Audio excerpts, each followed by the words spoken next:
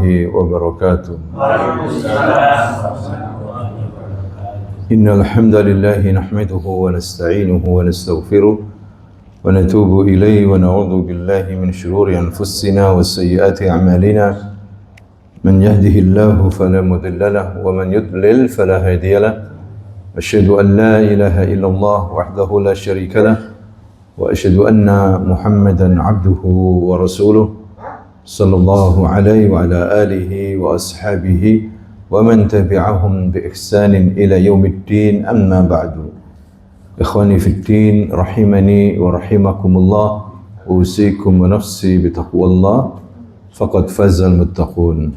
Para jemaah yang dimuliakan Allah Subhanahu wa taala, pada malam hari ini kita akan mengkaji tentang beberapa hadis-hadis Nabi sallallahu alaihi wasallam, khususnya hadis-hadis yang dimulai dengan kalimat Tuba.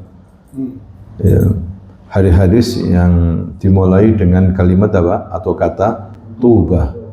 Ya, apa itu Tuba? Tuba itu maksudnya adalah bisyarah, kabar gembira. Bisa juga diartikan falah, kemenangan, kesuksesan, sa'adah, kebahagiaan,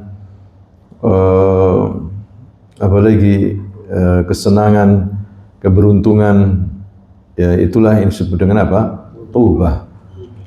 Di sini menunjukkan bahwa agama Islam ini agama yang mengajarkan sikap optimisme. Selalu orang itu harus apa? Optimis, jangan sampai pesimis. Ya. Itulah yang diajarkan oleh Nabi sallallahu alaihi wasallam. Banyak sekali ayat-ayat maupun hadis yang berkaitan dengan ini. Misalnya Nabi mengatakan kepada sahabatnya Mu'adz bin Jabal dan ada dua orang, Abu Musa al-Asy'ari, ya, ketika dikirim ke Yaman, Nabi mengatakan yassira wala tu'assira, basyira wala tunaffira. Ya, mudahkan orang, jangan dipersulit. Ya, berikan orang kabar gembira, jangan sampai orang itu lari dari agama ini. Ya, la yukallifullahu nafsan illa wus'aha. Allah tidak membebani setiap jiwa kecuali sesuai dengan kemampuannya. Ya, seperti itu. Dan banyak lagi yang menceritakan tentang optimisme, ya, kemudahan-kemudahan, bahwa agama ini memang mudah. Inna hadzal din yusrun, kata Nabi. Agama ini apa? Mudah. Ya. Wal yushadda hadzal din illa ghalabah. Tidaklah ketika orang itu mempersulit diri kecuali dia akan kalah. Ya, salah sendiri dia mempersulit apa? Diri. Agama Islam ini mudah. Ya, begitu juga Nabi sallallahu alaihi wasallam sering, hadirin sekalian, mengucapkan sabda-sabdanya dimulai dengan Taubah. Ya, beruntunglah, bergembiralah, sukseslah, ya, berbahagialah, seperti itu Taubah. Dalam hadis yang sahih juga, Taubah ini adalah syajarah fil jannah. Taubah adalah syajarah fil jannah wa a'dhamu syajarah, pohon yang paling besar. Zilluha masira mi'ah sanah. Zilluha, yani naungannya itu tidak terputus-putus walaupun 100 tahun. Memakai kuda yang paling cepat itu enggak terputus-putus naungan daripada apa? Pohon ini 100 tahun baru setelah itu putus.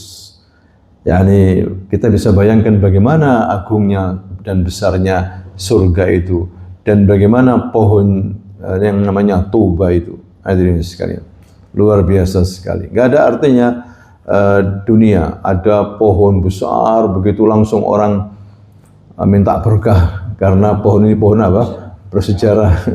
Kalau ditanam di bumi mungkin datang semuanya, mungkin dari kota-kota bahkan negeri-negeri ingin melihat namanya Taubah ini. Tapi Taubah nanti dilihat oleh orang-orang beriman itu di surga. Syajarah 'azimah dhilluha ala masirah mi'ah 'am, mi'ah sanah.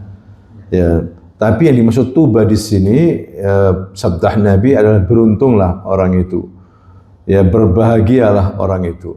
Kabar gembira dari Allah karena buah dari amal saleh, buah dari iman kepada Allah Subhanahu wa taala. Maka dikatakan di sini hadis yang pertama, hadirin sekalian, dalam hadis sahih riwayat Imam Ahmad, Ibnu Hibban dan selain keduanya, Nabi mengatakan tuba liman ra'ani wa amana bi wa tuba liman amana bi wa lam yarani. Beruntunglah orang itu dia itu melihatku, dan ketika melihatku dia itu percaya kepadaku. Dan beruntung juga, berbahagia juga hadirin sekalian bagi orang yang beriman denganku, percaya denganku, walam yarani, padahal dia tidak melihatku. Ya. Jadi di sini termasuk a'dhamu ni'mah, nikmat yang paling agung ketika seorang hamba bisa melihat khairul bashar, sebaik-baik manusia. Ya, siapa? Nabi Muhammad sallallahu alaihi wasallam, Nabiur Rahmah, fayasma' minhul wahyu, apalagi bisa mendengar wahyu yang dibacakan oleh Rasulullah sallallahu alaihi wasallam, wa yara wa yashhad mu'jizat min indihi, dan bisa menyaksikan, melihat bagaimana mukjizat Nabi Muhammad sallallahu alaihi wasallam ya secara langsung, wa yujahid ma'ahu, dan berjihad bersama Nabi, wa tarabba ala ainai, dan terdidik ya di sisi Nabi sallallahu alaihi wasallam. Tidak lain manusia-manusia ini yang Allah berikan kesempatan dan kenikmatan, yaitu sahabat-sahabat Nabi Muhammad sallallahu alaihi wasallam, sehingga mereka dikatakan oleh Nabi khairul qurun, sebaik-baik generasi, karena langsung bisa melihat Nabi dan dia percaya, kemudian mati dalam keadaan sebagai seorang muslim. Makanya ada ulama ditanya, lebih baik mana Umar bin Abdul Aziz, seorang khalifah yang adil, dengan Muawiyah bin Abi Sufyan. Ya, walaupun Muawiyah bin Abi Sufyan masuk Islam di akhir dari kehidupan Nabi. Ditanya lebih baik mana Umar bin Abdul Aziz, salah satu cucu Umar bin Khattab yang menjadi khalifah yang adil, bahkan dikatakan Al-Khalifah Rashid Al-Khamis. Ada yang mengatakan begitu, Khalifah Rashidin yang kelima karena adilnya, dengan Muawiyah bin Abi Sufyan. Maka ulama ini menjawab, debu yang menempel di hidungnya Muawiyah bin Abi Sufyan itu lebih baik daripada Umar bin Abdul Aziz. Bayangkan, jangankan badannya, debu aja yang menempel di hidungnya itu masih lebih baik daripada Umar bin Abdul Aziz. Kenapa? Karena Muawiyah sahabat hadirin sekalian, khairul qurun, dan dia beriman kemudian meninggal dalam Islam. Ya, walaupun tabi'in atau tabi'it tabi'in ahli ibadah, alim min ulama'il ummah, kalau disandarkan kepada sahabat tidak ada yang bisa sepadan. Karena para sahabat sudah dijamin masuk surga oleh Allah Subhanahu wa taala. Allah Subhanahu wa taala berfirman, was-sabiqunal awwaluna minal muhajirin wal ansar. Orang-orang pertama kali yang masuk Islam minal muhajirin wal ansar. Al-muhajirin orang-orang Mekah yang hijrah dari Mekah menuju Madinah, wal ansar orang-orang penduduk Madinah yang menolong orang-orang muhajirin. Ya, maka walladzina tabauhum bi ihsan, dan orang-orang yang mengikuti mereka dengan kebaikan, radhiyallahu anhum wa radu an, mereka diridhai oleh Allah dan mereka ridha kepada Allah. Wa a'adda lahum jannatin tajri tahtaha al-anhar khalidina fiha ya abada, dzalikal fawzul azim. Ya, mereka sudah disiapkan surga-surga yang mengalir di bawahnya sungai-sungai dan mereka kekal di dalamnya, dan itulah kemenangan yang sangat agung. Nah, itulah hadirin sekalian, Ahlus Sunnah wal Jamaah khairun nas ba'dal anbiya as-sahaba, yaitu sahabat-sahabat Nabi Muhammad sallallahu alaihi wasallam, sampai Nabi mewanti-wanti, la tasubbu ahadan min ashabi, jangan kalian mencela seorang pun dari sahabatku. Ya, walladzi nafsi biyadi law anna ahadakum anfaqa misla Uhudin dhahaban ma balagha mud ahadihim wala nasifa. Ya, demi Allah, seandainya seorang di antara kalian punya emas sebesar gunung Uhud, tiap hari disedekahkan di jalan Allah, tidak akan bisa mencapai derajat sahabatku walaupun sedikit saja. Tidak akan bisa. Hadirin sekalian. Ya, ini keutamaan sahabat. Maka Nabi tidak salah, tuba liman ra'ani wa amana bi. Beruntunglah orang itu ketika dia itu melihatku dan dia percaya kepadaku. Tapi juga mengatakan terusannya sabdanya, wa tuba lam yarani wa amana bih. Dan beruntunglah orang itu enggak melihatku tapi apa? Percaya kepadaku. Ini lebih kuat lagi tekanannya, hadirin sekalian. Kenapa? Karena al-iman bil ghaib. Iman kepada yang gaib. Nabi gaib enggak sekarang ini? Nah, Nabi gaib. Kenapa? Karena kita tidak melihatnya. Ada gaib yang kita tidak bisa kecuali yang Allah beritahukan nanti di hari kiamat. Ada hal yang gaib yang kita tidak melihatnya, masa lampau atau masa yang kenapa datang, gaib yang sementara seperti itu. Ya, nah ini makanya Allah Subhanahu wa taala memuji orang-orang yang bertakwa. Di antara sifatnya adalah apa? Wa yu'minuna bil ghaib, dan mereka itu beriman kepada hal-hal yang gaib. Hadirin sekalian, apalagi melihatnya, kita tentu semakin kuat iman kita kepada Allah dan kepada Nabi sallallahu alaihi wasallam. Makanya Nabi juga memberikan janji besar kepada umatnya yang percaya dan mengikutinya. Ya, Nabi mengatakan dalam hadis yang sahih, hadirin sekalian, waditu anni ra'aitu ikhwani. Kata Nabi di para sahabatnya ini, wahai para sahabat, aku ingin melihat ikhwanku, ini saudara-saudaraku. Ya Rasulullah, alasna min ikhwanik? Bukankah kita termasuk saudara-saudaramu ya Rasulullah? La antum ashabi. Kalian apa? Sahabat-sahabatku. Ikhwani alladzina lam ya'tu ba'd. Saudara-saudaraku maksudnya yang belum datang sekarang ini. Yang akan datang nanti mungkin setelah wafatku, seperti itu. Ya, dan aku kenali mereka. Maka para sahabat mengatakan, bagaimana engkau mengenali ya Rasulullah mereka itu? Padahal mereka enggak melihat kamu enggak melihat apa? Mereka. Aku mengenali mereka dari bekas-bekas anggota wudu. Badan yang kena wudu itu akan bercahaya. Ya, dan aku gandeng mereka, kemudian aku ajak mereka minum di telagahku. Ya, ini luar biasa, hadirin sekalian. Orang-orang yang tidak melihat Nabi Muhammad SAW, tetapi kita seperti kita ini beriman, percaya dan mencintai Nabi SAW dan mengikutinya. Ya, maka kita termasuk mendapatkan taubah, bukan danau taubah, bukan. Taubah Taubah ta wau ba ya Tuba, seperti itu. Supaya kita mendapatkan tuba, ada yang mengatakan tuba bisyara bil jannah. Bisyara bil jannah itu apa? Kabar gembira mendapatkan surga minallah. Itu namanya tuba. Supaya kita mendapatkan tuba, dalam hal ini kita harus betul-betul mengikuti petunjuknya.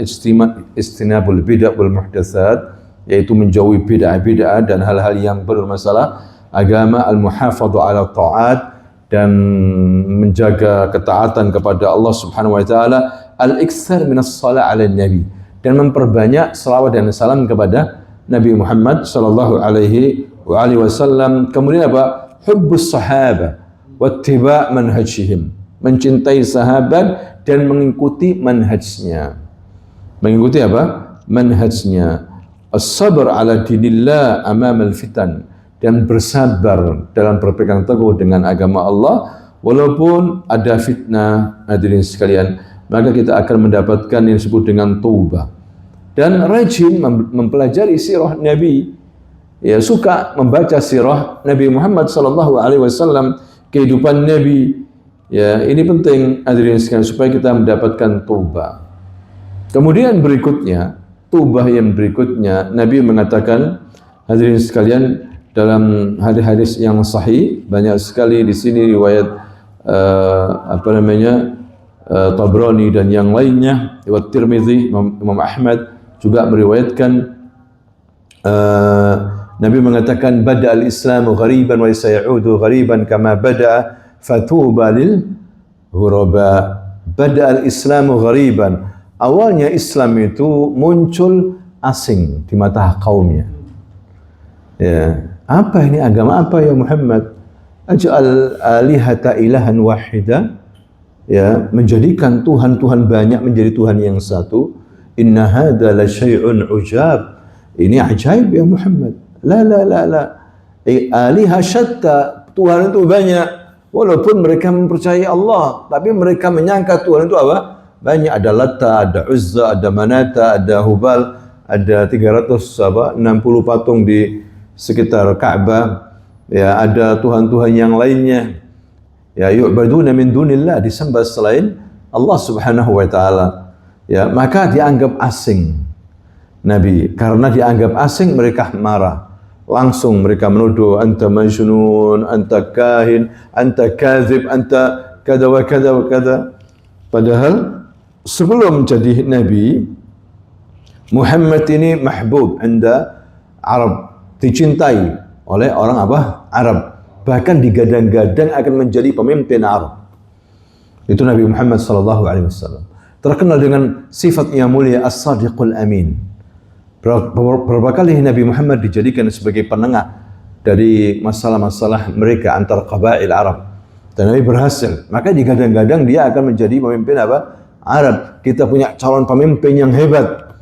Tapi ketika umur 40 tahun Nabi dikasih wahyu, ya, berubah. Cinta menjadi benci. Ya, kasih sayang menjadi apa? Kemarahan. Nah, itu yang terjadi. Mereka nggak mau masuk Islam karena dianggap ini agama gharib, aneh. Ya, apalagi zaman sekarang orang yang suka memenuhi, tidak bisa menahan hawa nafsunya, menganggap Islam ini berat. Padahal mereka pernah mendengar, bergaul dengan orang Islam di pekerjaan, di mana pernah mendengarkan nasihat, pernah melihat Al-Quran, pernah mendengar juga terjemahannya, pernah mendengar nasihat hadis Nabi. Tapi mereka tidak mau milih Islam. Kenapa? Dianggap Islam ini susah. Dikit-dikit haram, dikit-dikit apa? Haram. Ini tidak boleh, zina tidak boleh, minum khamr tidak boleh. Ya, disuruh sholat tiap hari berapa kali? 5 kali. Apalagi subuh. Subuh sekarang jam berapa? 3:30, lebih dikit ya kan? Ya, baru tidur suruh bangun. Berat Islam. Riba tidak boleh, ini tidak boleh, apa ini? Sehingga mereka tidak mau Islam. Hadirin sekalian. Ya, padahal mereka tahu Islam seperti itu. Dia anggap aneh agama ini. Mereka ingin bebas, mereka ingin meluapkan hawa nafsunya, mau apa makan, minum, yatamatta'una kama yatamatta'ul an'am. Ya, seperti itu. Maka ini adalah cobaan bagi orang yang beriman. Hadirin sekalian, jangan sampai kita terlena, terperdaya dengan gerakannya orang kafir di negeri-negeri ini. Memang mereka memiliki kekayaan yang banyak, mereka ganteng, mereka cantik, mereka bebas berbuat apa saja.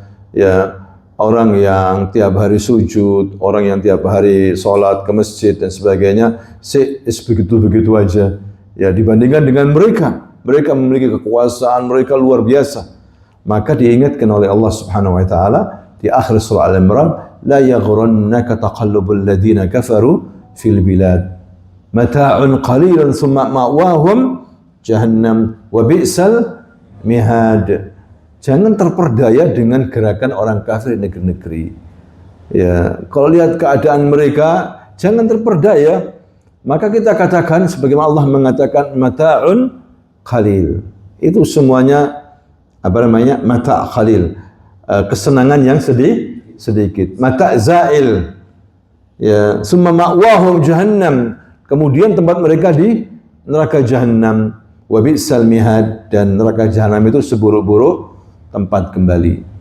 Ya, lakinnal ladzina taqaw rabbahum, Sedangkan orang-orang yang bertakwa kepada Tuhan mereka, yang beriman, yang muslim, lahum jannat. Bagi mereka apa? Surga. Ya, lahum jannatun tajri min tahtiha al-anhar khalidina fiha. Mereka kekal di dalamnya. Hadirin sekalian, di surga-surga itu. Ya, nah ini yang harus kita pahami. Maka kita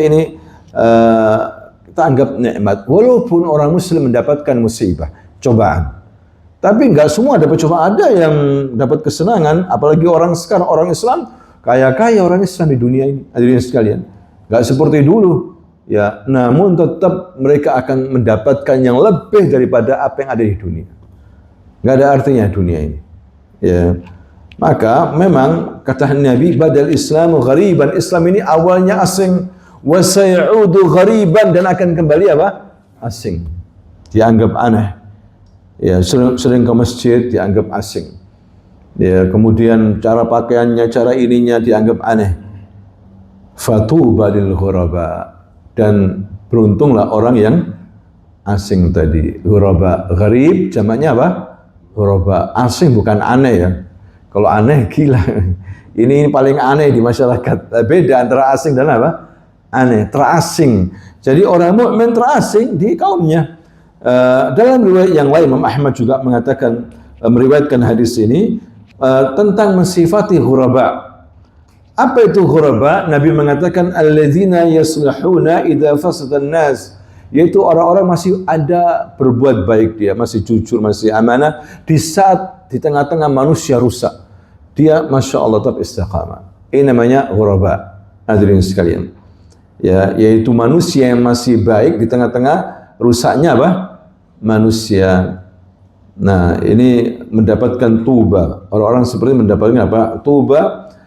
Maka dikatakan di sini oleh ulama, fa ahlus sunnah ghuraba baina ahli bidah. Ahlus sunnah itu terasing dan merasa asing di kalangan ahli apa? Bidah. Seperti itu. Kemudian wa ahli ta'ah ghuraba min baini ahli ma'siyah. Orang yang suka taat itu dianggap asing di antara masyarakat yang banyak berbuat apa? Maksiat. Wa ahli istiqamah ghuraba baina ahli fasad. Orang yang istiqamah, konsisten dalam agama, dianggap asing, hadirin sekalian, di antara orang-orang yang berbuat kerusakan. Ya. Nah, ini tidak mudah, hadirin sekalian. Maka kita dapatkan ahli sunnah terasing, mungkin di kantornya, di perusahaannya, bahkan di kampungnya sendiri dianggap asing. Ya, dituduh dengan apa namanya? Wahabi, dituduh dengan radikal, dituduh dengan kolot, macam-macam lah tuduhan-tuduhan. Ya, ini menunjukkan bahwa barometer itu bukan banyak-banyaknya manusia. Barometer itu adalah mengikuti kebenaran. Ya, maka dia akan mendapatkan taubah. Ya, mendapatkan apa? Taubah. Kemudian berikutnya, hadirin sekalian, di antara sabda Nabi sallallahu alaihi wasallam yang berkaitan dengan taubah, tuba liman tala umruhu wa hasuna amaluhu. Tuba, kata Nabi, liman tala umruhu wa hasuna amaluhu. Beruntunglah, bergembiralah siapa saja yang panjang umurnya dan baik apa? Amalannya. Makanya Nabi melarang kita ini minta cepat-cepat dimatikan, jangan. Karena bisa jadi panjang umurnya, dia itu apa? Baik amalnya. Awalnya dilarang. Tapi kalau memang harus, gitu, ya, mungkin dia nggak kuat, khawatir nanti kena fitnah lebih besar, boleh dia berdoa, ya Allah, hidupkanlah aku jika hidupku ini lebih baik bagiku. Matikanlah aku jika kematianku lebih baik bagiku. Boleh doa seperti ini. Ya, tapi jangan langsung mati aja. Matikan aku ya Allah. Ya, akhirnya ngomong yang di belakang kuburan itu, mau gantian. Mayatnya ngomong, mau gantian, lari dia akhirnya. Nah, ada orang Arab begitu. Ya, di kuburan dia mengatakan, putus asa, lebih baik aku mati aja sudah. Lebih baik aku mati aja. Ya Allah, matikan aku. Tiba-tiba dia mendengar suara di belakang. Ya sudah, gantian aja tempatku, kamu ganti, aku yang hidup. langsung lari dia, tidak jadi mau apa? Mati. Ya. Jadi intinya tidak boleh seorang itu menginginkan kematian. Dia lebih baik panjang umur tapi dia bisa beramal saleh seperti itu. Ya, jadi Nabi di sini hadirin sekalian memberikan kepada kita keselamatan, keberuntungan orang yang panjang umurnya tapi masya Allah dia rajin untuk ibadah kepada Allah Subhanahu wa taala. Ini menunjukkan pentingnya ketaatan ya dan pentingnya husnul khatimah ya diiringi dengan kebaikan-kebaikan. Ya, ada juga hadis yang lain mengatakan khairun nas man tala umruhu wa ahsuna amaluhu. Sebaik-baik manusia adalah orang yang panjang umurnya dan baik amalnya. Wa syarrun nas man tala umruhu wa sa'a amaluhu. Dan seburuk-buruk manusia adalah yang panjang umurnya tapi jelek amalannya. Ya. Nah ini hadis Nabi yang berkaitan dengan ini banyak sekali. Ya. Ini juga hadirin sekalian kesempatan untuk banyak bertaubat kepada Allah. Kalau dia misalnya dikasih kesempatan hidup lagi, hendaklah dia bertobat kepada Allah Subhanahu wa taala dan berusaha semaksimal mungkin untuk menjauhi su'ul khatimah karena kita jangan sombong dengan amalan-amalan kita. Ya, kita hanya berdoa semoga amalan kita diterima oleh Allah, salat kita, zikir kita semuanya ya diterima oleh Allah SWT. Cuma kita jangan sombong karena ada amalan-amalan yang kelihatannya diterima, nggak diterima oleh Allah Subhanahu wa taala. Allah menyebutkan ada orang-orang yang merugi nanti pada hari kiamat. Dia menyangka bahwa amalnya pahala itu besar, tapi faja'alnahu haba'an mansura. Haba saja, tidak ada artinya di sisi Allah Subhanahu wa taala. Dia rugi. Ya. Nah, disebutkan banyak sekali yang buat amalan itu dihapus oleh Allah. Jadi masalahnya bukan kita ini banyak-banyak beramal, ya orang beribadah itu taklifah, beban. Tapi ada lebih beban lagi adalah ketika kita harus menjaga amalan kita supaya tetap tetap eksis nanti pada hari kiamat, diterima oleh Allah Subhanahu wa taala. Misalnya hadirin sekalian, ketika amalan saleh dikerjakan, sisi lain dia berbuat syirik, sisi lain dia berbuat kufur, ya kan? Ini juga bisa menghilangkan amalan saleh, pahala-pahala amalan saleh. Dia beramal saleh tapi riya, ingin mendapatkan pujian, ya percuma juga, nggak diterima oleh Allah Subhanahu wa taala. Ya.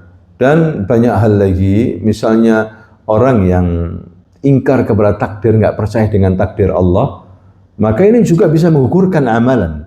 Kata Nabi, orang itu berinfak sebesar gunung Uhud emas, nggak diterima oleh Allah amalannya, ya sampai dia beriman dengan takdir Allah Subhanahu wa taala. Karena banyak orang nggak beriman dengan takdir Allah, ya menyangka bahwa semuanya ini adalah usaha manusia, nggak ada intervensi Allah, ya dia keliru. Semuanya takdir Allah. Bahkan penyakit, ya itu Allah yang menentukan menular ke siapa, itu Allah Subhanahu wa taala. Ya, yang menularkan penyakit itu siapa? Allah Subhanahu wa taala. Ya, bukan penyakit itu yang menularkan, tapi ada unsur Allah, ada intervensi Allah di situ. Kalau orang menyangka bahwa penyakit itu saja yang bisa menularkan, itu keliru dalam hal keyakinan. Ya, karena pernah ada orang Badui itu mengeluh tentang ontah-ontahnya yang kena penyakit kulit. Ya, gara-gara onta yang pertama ini ya Rasulullah, ontah yang lain kena.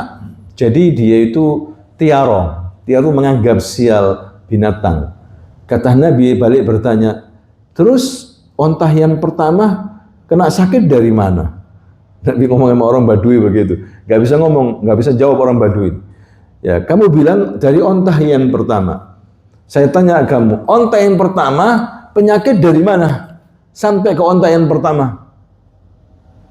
Ya, kamu jangan ngomong begitu. Penyakit ini dari siapa? Allah yang menularkan. Kadang ada yang nggak tertular, ada yang tertular. Walaupun Islam mengajarkan kalau yang sakit jangan bergaul kepada yang Yang sehat jangan bergaul kepada yang sakit. Kalau ada penyakit yang mewabah begitu, kamu jangan masuk. Ya, larilah kamu sebagaimana kamu dikejar oleh singa. Tapi kalau kamu di dalam jangan apa? Keluar, dosa kamu nanti. Ya, cuma gimana pun yang penyakit ya, mati, sakit, yang menentukan siapa? Allah Subhanahu wa taala. Karena dulu zaman jahiliyah mereka itu nggak percaya dengan takdir, hadirin sekalian. Makanya mereka menganggap sial. Bahkan Nabi dianggap sial. Dianggap apa? Ta'irah, innama ta'irukum. Ya, Nabi Musa dianggap sial gara-gara adanya kamu ini, orang ini, kita ini apa? Kena bencana. Kan begitu ya. Ada anggapan sial. Dulu itu apa namanya? Kalau ada burung gagak di atas apa namanya? Rumah, berarti ada yang mati. Gara-gara adanya burung apa? Burung gagak disalahkan, bayangkan. Ya, gara-gara ini kita ini celaka. Coba kalau dia tidak boleh begitu. Jadi kita serahkan kepada Allah, tawakal kepada Allah Subhanahu wa taala. Karena bisa menggugurkan amalan. Kalau kita tidak percaya sama apa? Takdir. Ya, kita harus yakin yang menentukan semuanya ini adalah Allah Subhanahu wa ta'ala. Wa ma tasyauna illa ayyasha Allah. Ya. Kemudian berikutnya, ikhwani fiddin, Nabi sallallahu alaihi wasallam mengatakan tuba liman hudiya ilal Islam. Beruntunglah, ya, bergembiralah orang yang diberi hidayah menuju apa? Islam. Wa kana 'aishuhu kafafan wa qani'. Dan kehidupannya itu kafafan, merasa cukup, dan qana'ah. Maka orang ini beruntung. Sudah mendapatkan hidayah Islam, dia merasa cukup sudah, ya, tidak berlebihan begitu, dan merasa qana'ah. Qana'ah itu apa? Menerima apa adanya. Hadirin sekalian, yang penting dia sudah usaha, yang penting dia sudah maksimal, seperti itu. Ya, ini menunjukkan bahwa orang itu ketika diberi hidayah Islam, dia harus bersyukur kepada Allah. Dia menjadi muslim, berarti dia itu diselamatkan dari api neraka. Tinggal dia mempertahankan Islam itu. Terutama kita hidup di zaman fitnah seperti ini. Nabi SAW mengatakan, sayati ala nasi zaman al-qabid ala dini kal-qabidu ala jamr. Akan datang suatu zaman di mana orang berpegang teguh dengan agama itu sebagaimana berpegang teguh dengan apa? Bara api, susah. Ya. Sini tidak boleh ini, susah, musuh banyak dan sebagainya. Ya, maka dia beruntung tetap bisa mempertahankan Islam. Makanya dalam banyak ayat Allah menyuruh kita jangan sampai lepas Islam ini. Allah berfirman, ya ayyuhalladzina amanu taqullaha haqqa tuqatih wa la tamutunna illa wa antum muslimun. Kemudian wa kana 'aishuhu kafafan. Kafaf yani ma yakfil insan duna israf au hirman. Yani manusia merasa cukup, yang penting enggak berlebihan dan tidak kekurangan, ya, apalagi mencari jalan-jalan yang haram. Mencari jalan-jalan yang haram demi memenuhi kebutuhan, hadirin sekalian. Apalagi zaman sekarang, ya, banyak orang nekat. Ada yang mengatakan cari yang haram aja susah, ya, apalagi apa? Yang halal. Sehingga mereka menggunakan dengan segala cara. Ini yang tidak dibolehkan dalam Islam. Ya, boleh menyibukkan dunia, boleh bekerja keras, tapi jangan lupa ibadah. Itu prinsipnya. Ya, dan qana'ah. Qana'ah itu ridho dengan pembagian dari Allah. Tidak boleh hasad, tidak boleh iri hati. Ridho dengan pembagian dari Allah Subhanahu wa ta'ala. Maka dia ini orang yang qana'ah. Ya. Karena ada orang yang hasad. Hasad ini penyakit orang-orang dulu. Gak akan selesai, gak akan bahagia orang yang hasad itu. Ya, macam-macam hasad itu. Ada yang benci aja karena dia mendapatkan nikmat. Ada yang kalau bisa nikmatnya habis itu, yang ada pada temannya itu. Ya, ada yang jabatannya kalau bisa orang ini dipecat, nanti jabatannya diberikan kepada dia misalnya. Ada yang kayak gitu. Ya. Nah, ini namanya tidak qanaah, hadirin sekalian. Qanaah itu merasa ridho. Ya, antardo bima qasamallahu alaik, kata Nabi. Kamu harus ridho dengan pemberian yang Allah berikan kepadamu. Ya, ini dia akan mendapatkan tuba, hadirin sekalian. Ya, tuba liman hudiya ila Islam wa kana aishu kafafan wa qana'a. Kemudian yang terakhir, hadirin sekalian, tuba di sini, tuba li 'abdin akhadha bi'anani farasihi fi sabilillah as'as ra'suhu mukhbarrah qadamah in kana fil hirasa kana fil hirasa wa in kana fi saqa aw kana fi saqa ya in ista'dzana lam yu'dzan lahu wa in syafa' lam yusfa' lahu. Nabi mengatakan tuba, beruntunglah, kabar gembira masuk surga bagi seorang hamba yang megang tali kendali kudanya di jalan Allah, rambutnya kusut, kedua kakinya berdebu. Jika ditempatkan di barisan penjagaan, ia berada di penjagaan. Jika ditempatkan di barisan belakang, ia berada di belakang. Jika ia minta izin, tidak diberi izin. Dan jika ia beri syafaat, syafaatnya enggak diterima. Artinya orang ini betul-betul berjihad karena apa? Allah Subhanahu wa ta'ala. Terserah pimpinan itu mau menaruh di depan untuk berjaga-jaga, dia siap. Ya, taruh di belakang sampai enggak dianggap orang-orang. Mungkin enggak terlihat dia itu seorang perwira atau seorang, ya, pokoknya berdebu, ditaruh di belakang misalnya, enggak ada masalah. Walaupun manusia itu enggak menganggap dia. Kalau dia minta izin mungkin enggak dikasih izin. Kalau dia memberikan syafaat, enggak dikasih apa? Syafaatnya enggak diterima. Maksudnya memberikan rekomendasi, enggak dianggap. Dia enggak peduli. Yang penting bainahu wa baina rabbah. Ya. Pokoknya antara dia dengan Allah, enggak peduli mau dia dihina, enggak peduli. Yang penting dia ikhlas berjuang di jalan Allah Subhanahu wa ta'ala. Ini menunjukkan pentingnya ikhlas. Hadirin sekalian, pentingnya apa? Ikhlas. Ya.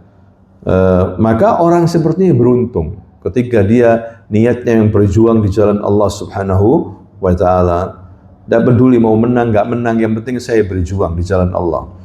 Nah, itulah hal-hal yang dimulai dengan tuba, hadirin sekalian, yaitu keberuntungan.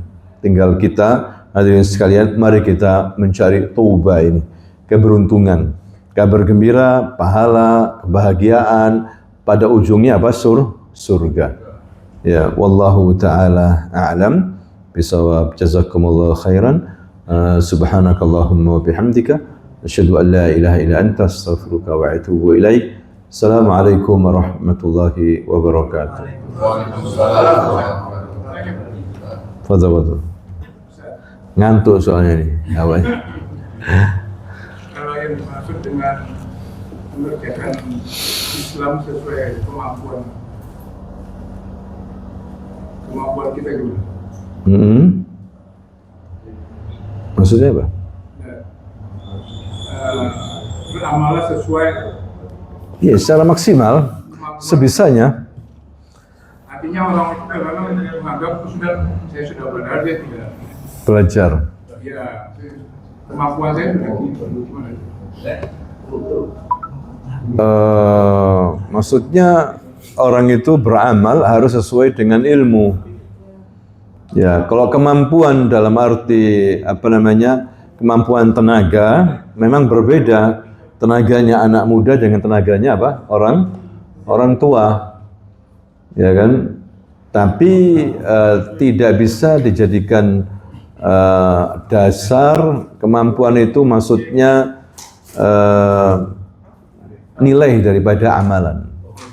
Ya, amalan itu dinilai karena ada ilmu, harus benar begitu. Bukan karena kemampuan. Jadi amalan ini benar enggak? Ada enggak dasarnya? Kalau ada dasarnya, maka amalan itu benar.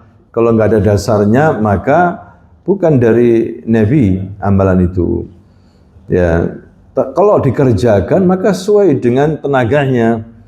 Ya, ada orang tua puasa Ramadan, kadang ada yang kuat, ada yang tidak kuat. Ya, atau karena alasan gitu. Ada yang kerjanya ringan sehingga dia mampu untuk meneruskan puasanya sampai maghrib. Ada yang kerjanya berat di jalan, dia nggak kuat. Nah, dia disuruh bertakwa sesuai dengan kemampuannya. Tapi dalam mengerjakan amalan bukan masalah kemampuan, tapi ilmu. Di atas apa? Ilmu, ada dasarnya. Itu maksudnya harus dibedakan. Ya, maka kalau dia mengatakan saya mengamalkan Islam ini ya kemampuan saya sesuai dengan ilmu yang ada pada dia, padahal ilmunya nggak benar, ya kan gitu. Akhirnya dia beramal tapi nggak diterima oleh Allah Subhanahu Wa Taala karena tidak didasari dengan apa? Ilmu. Mungkin seperti itu. Wallahu a'lam.